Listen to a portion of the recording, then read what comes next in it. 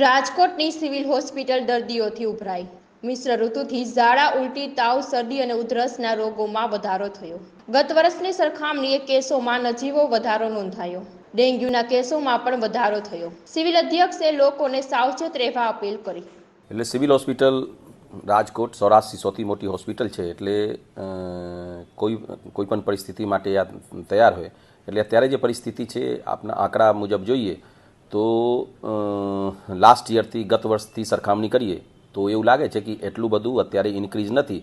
એટલે last યરનું December અને જનવરી અને અત્યારે ડિસેમ્બર અને જનવરીનું સરખામણી કરીએ તો એટલું બધું ઇન્ક્રીઝ નથી થયું। પણ સ્પેસિફિક આપનું રોગ વાઇઝ ડિઝીઝ વાઇઝ જોઈએ તો સૌથી વધારે ઝાડા ઉલટીની કેસ વધ્યું છે। એટલે જેને મેડિકલ ભાષામાં ગેસ્ટ્રોઇન્ટેરાઇટિસ કહેવાય। પણ સૌથી સારા સમાચાર આમાં એવી રીતે છે કે આ પણ એટલું બધું ઇન્ડોર નથી થતું, દાખલ નથી થતું। આ બધું આઉટડોર ઉપર આવે છે।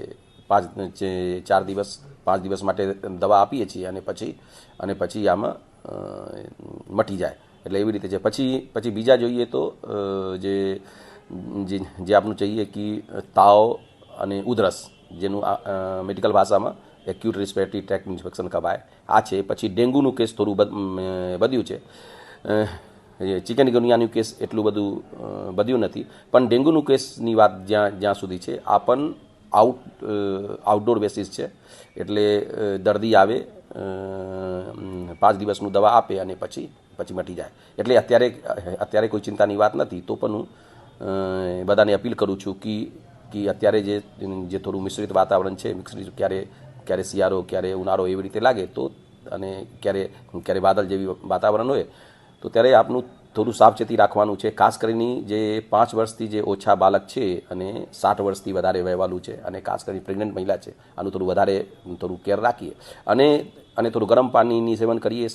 સવારે જોગિંગમાં જઈએ તો ખાસ કરીને જે 60 વર્ષથી વધારે છે, આનું થોડું મોટું સ્લીવવાળું કપડો અને સ્વેટર પહેરીને જાય તો અત્યારે કંઈ મુશ્કેલ નહીં થાય।